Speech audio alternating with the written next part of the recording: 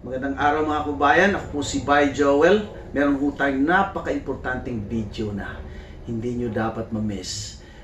Ito ay may kinalaman sa nadayaang nangyari itong nakarang eleksyon at saka yung nakarang eleksyon dito sa Amerika at saka eleksyon sa Pilipinas. So, stick around ho, panoorin nyo yung kabuuan at series natin gagawin ito para hindi masyadong mahaba. Himay-himayin ho natin.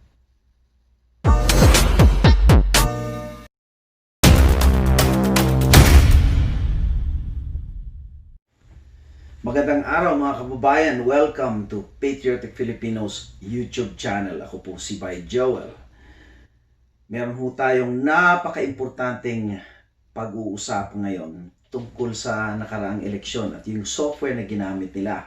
May kinalaman of course sa Smartmatic din dahil ginamit natin yan nung nakaraan sa Pilipinas. At I think nandyan pa rin. So anyway, itong video presentation ay isang oras mahaba. Pero himay-himay natin, i-breakdown natin into tatlong series para hindi masyadong mahaba. Isang cybersecurity expert ang gumawa ng presentation. Dito natin makikita kung paano ang nangyayari.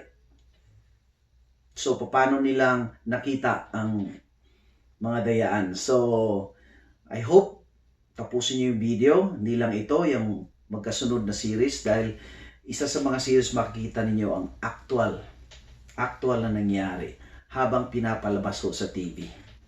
Sa CNN ho, yung ballot switching makikita ho ninyo. So stick around ho at napaka-importante nito dahil gusto ko rin ho sanang marami ang makakita nito at nang makarating. Kahit hindi marami, basta makarating sa Pilipinas at nang mapanood nila. Although, sigurado ako may alam na sila rito. Pero solid evidence kasi ito na kailangang mapanood at maintindihan at hopefully makipag-coordinate sila sa mga taong merong kinalaman, may expertise.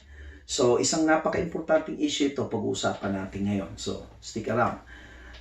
Karamihan sa atin ay nakarinig na ng Smartmatic, no? So, hindi na bago yan. Pero, hindi natin masyadong naintindihan. Alam lang natin na galing sa Venezuela at saka si Soros is one of the, source of funding. So, simulan muna natin, merong isang interesting post na ginawa si Attorney Glenn Chong. Kadalasan sa atin kilala na siguro si Attorney Glenn Chong dahil sa Facebook. So noong November 8 nag-post siya. Sabi niya rito, babasahin ko lang Noong 2016, nagtanong sa akin ang campaign team ni President Donald Trump tungkol sa dayaan sa halalan gamit ang Smartmatic. Dahil naalala niyo yung 2016, medyo napag-usapan ito. Malaking issue nangyari. Nabahala kasi ang kampo ni Donald Trump dahil nagmayabang ang tawag niya cheater/killer Smartmatic na may footprint sila sa 50,000 voting machines na gagamitin sa buong United States sa halalan noong nakaraang 2016. Kinuwento ko sa kanila ang nangyari sa halalan sa Pilipinas noong 2010, 2013 at 2016 elections gamit ang Smartmatic election system. Nagpasalamat naman sila sa ibinahagi kong kaalaman. So, that's good. So, na-warningan na sila nito. Acting on the information I shared to them, may sinabi sila sa akin na gagawin nila na hindi ako malayang magsalita tungkol dito. Pero sinabi niya, nanalo si Donald Trump. Okay? Very interesting, no? Yun ang kanyang source of information. Hindi ko questionin yun, but pag-usapan lang. So sabi niya, hindi lang po sila ang mga banyagang nagtatanong sa akin tungkol sa dayaan sa halalan. Lalong-lalo na ang tungkol sa, nulit na naman niya, tawag niya cheater/killer Smartmatic. May marami pang iba mula sa ibang bansa. Di ko lang po sasabihin dito dahil malalaman ng kalaban ng sambayanang Pilipino. Alam naman natin kung sinong kalaban doon. So, anyway, Yun ang yun ang nakalap natin na galing sa Pilipinas. Now, bago natin,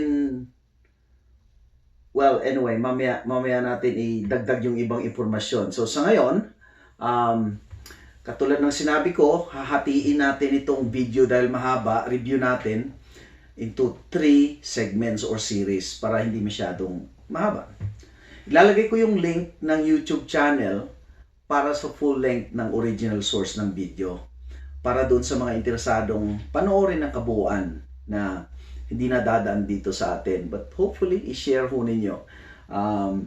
Itong video na ito ay galing sa CDMedia. At yan yung YouTube channel nila. Ang host ay si Todd. I think he's a lieutenant or maybe, hindi ko siya kilala personally. At ang cybersecurity expert na guest niya na may-ari ng Allied Security Works ay si Mr. Russell Ramsland. Kung gusto nyong hanapin sa YouTube, yun nga, ipopost ko yung link sa description. Now, para naman sa mga banyaga, for those English-speaking viewers who prefer to watch the full-length video, the original source of this video, please check the link and click. I'll post it in the description down below. Okay, so I apologize that this YouTube channel, particularly the talk about election, I have to speak in our dialect in Filipino because I am trying to provide information to my fellow countrymen. So anyway, we can talk about other issues sometime next time. I'll try to speak in a language that everybody would understand. For the meantime, my apologies. Okay, so this video presentation ay may actual na hands-on engagement sa loob mismo ng infrastructure ng software. Pinakita dito ang penetration sa database. Sabi ng expert na ang kanilang system engineers ay may background expertise galing sa mga 3-letter agencies. Hulaan nyo na lang kung ano yung mga 3-letter agencies na may Intel yun dito sa Amerika. Ibig sabihin mga veterano ito sa cybersecurity. Intelligence level ang expertise nito mga to. Sila itong mga hinahire ng malalaking negosyo, tulad ng mga bangko, yung mga mutual funds, yung mga stock market companies, Fortune 500 institutions, upang matest yung kanilang system from cyber intrusions. Nag-hire sila ng mga white hat hackers, kung tawagin, white hat hackers, para subukan kung gaano ka solid o matibay yung kanilang defense. So ito yung mga to. So pag na-break nila yon, sasabihin nila, nandito yung weakness niyo, you need to change that, you need to correct that. So, he mentioned na ang presentation ay hindi hacking. Imagine, they don't have to hack, kundi simpleng entry sa unprotected, vulnerable system, election system. Okay, so let's get the video rolling para sa first 20 minutes ng presentation. So, stick around, enjoy. Medyo mabigat ang presentation niya dahil parang technical level expertise, ano? Pero madali naman hong masundan. Okay, so intindihin lang natin, may mga patch siya, may mga presentation siya ng mga details. And then, cut natin, sunod yung isang video ulit, tapos pangatlong video. So, here you go. Enjoy. Hello and welcome again to Information Operation, where we take a deep dive into the war that deep state is continuing to perpetuate against the American people. We're not in our studio again today because it's being remodeled, but we should be back next show. I've got a very powerful guest for you today. We've all seen the complete election fraud that's been going on against Donald Trump and really against you and me. Today we're going to tell you how it all happened.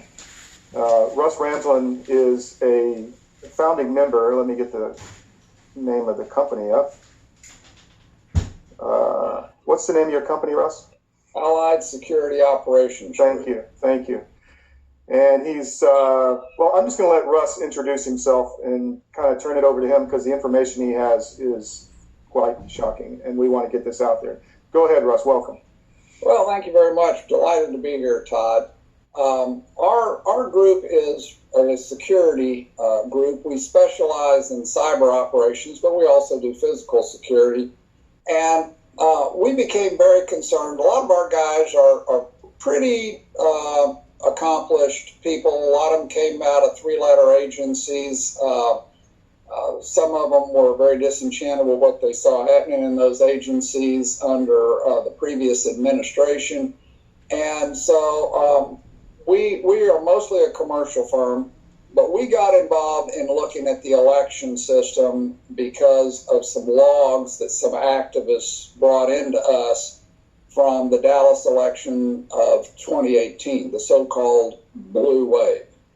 And the more our cyber guys got looking at these logs, the more concerned they became. They went, wow, how can this possibly be? And so the story I'm about to take you on is really just tracking the journey that we made over the last 2 years. We have funded all of this ourselves, and it's been an entirely internal investigation just because we all have kids and we're concerned about the country. Very true. So that's where we're going to go. Go for it. Take it away, Russ. Very good. All right. Well, let's go and jump on here. The first thing to know is that in 2002, the United States did the HAVA Act, which was the Help Americans Vote Act. And that was kind of an interesting name for it. What it really did is it gave about billions of dollars to states to redo our entire election system and go entirely cyber and electronic. And the problem is that there were no standards that were ever set for the security there. And so companies do it. Private companies actually run your elections today. They do it with no transparency and no supervision.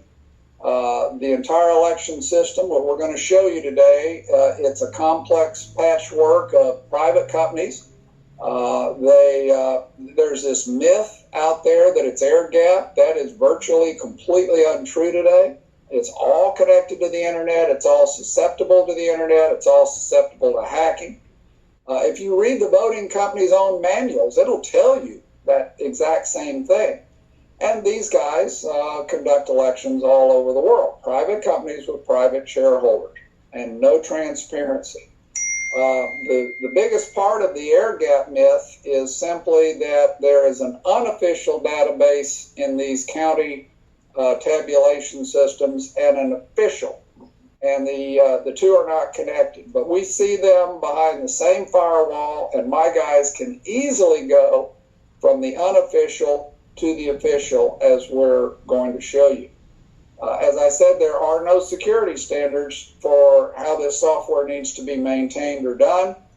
And most secretaries of states in the various states really don't understand what they're signed up for and doing because they're now very, very complex systems.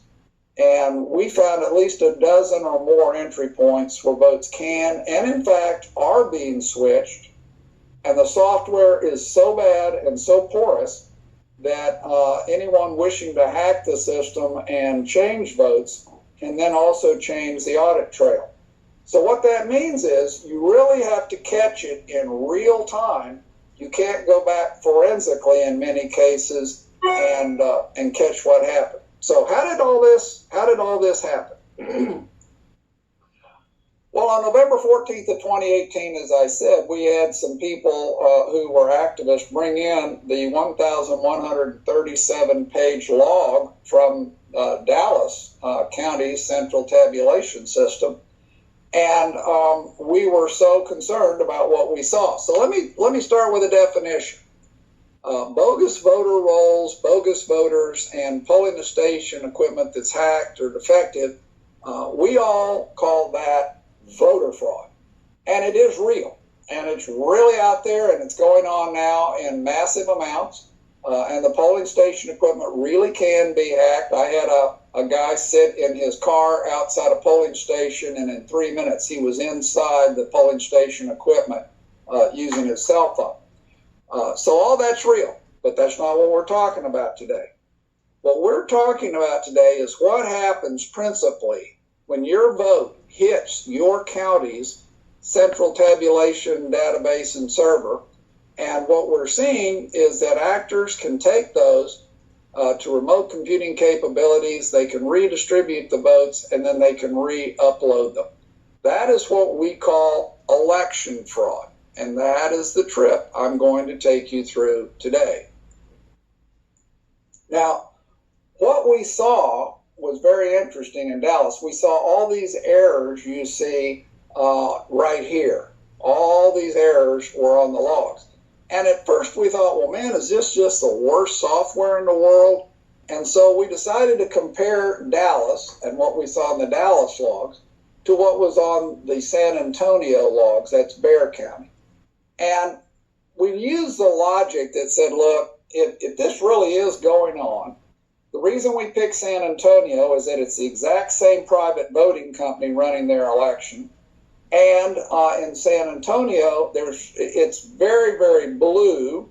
And so there would logically be only one race that if someone were trying to do what we were worried about doing, there was only one race they'd mess with, and that was the Ted Cruz Beto O'Rourke race. So we shouldn't see much in San Antonio, but we should see a lot going on in Dallas if, in fact, our concern was true. And what did we find? Well, we found 1,027 times in the Dallas logs the warning that votes exceed ballots. And when that happens in a precinct, basically what it's saying is you have now loaded more votes for candidates into the computer than the ballots that were actually cast.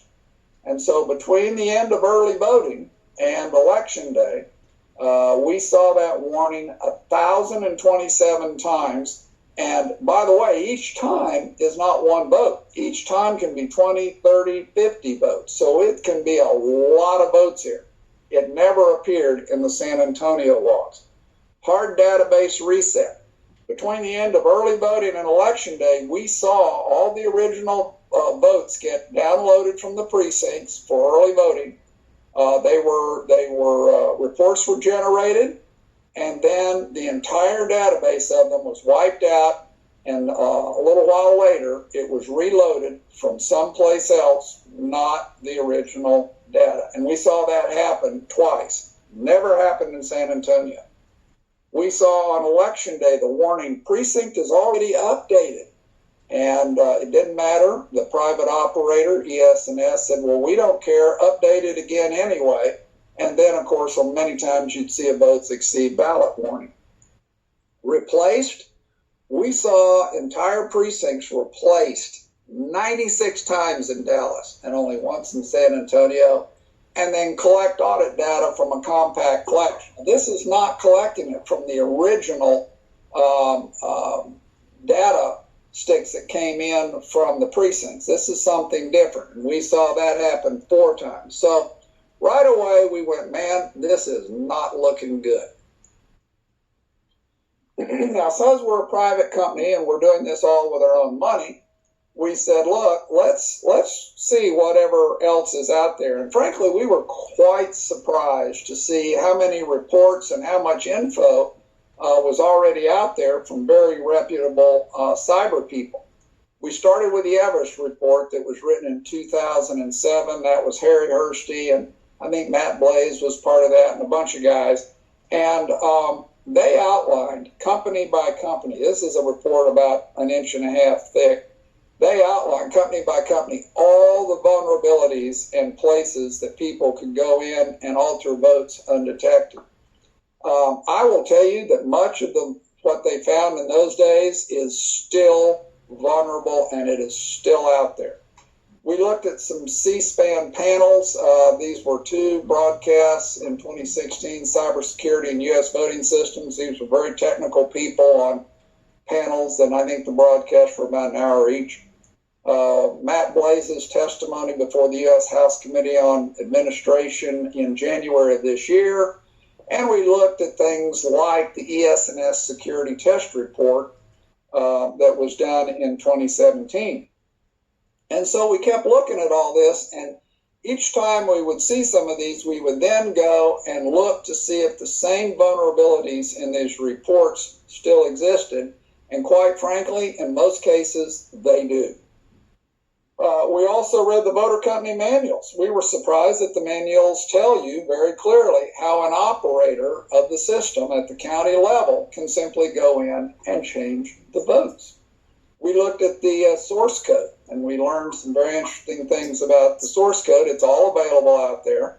You can play with it if you want, and that's a problem. And we traced the entire vote trail. Most people don't know that their votes are stored and controlled someplace and then reported.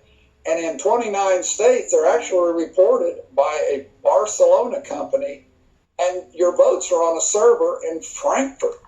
And by the way, that Barcelona company is in bankruptcy, and we don't even know who owns it. And yet that's where 29 states' votes are finally housed and reported and vulnerable. And then we looked at ballot marking devices, and we won't get into that today in our report to you, but we have a whole section on that too. So let me go back. In this report right here, just to give the viewers some idea, in terms of ES&S's electionware servers, there are 17 critical vulnerabilities and 49 important ones, and they are not fixed. In terms of the electionware clients, there are 24 critical vulnerabilities and 51 important ones, and most of those aren't fixed. So you can see that this stuff has lots of problems, and it's really not being tended to. And it recently just got worse because Big IP, which is a platform that these things are on, just came out with a report that it had a very bad vulnerability, and that vulnerability, ES&S sits on it, has not been fixed.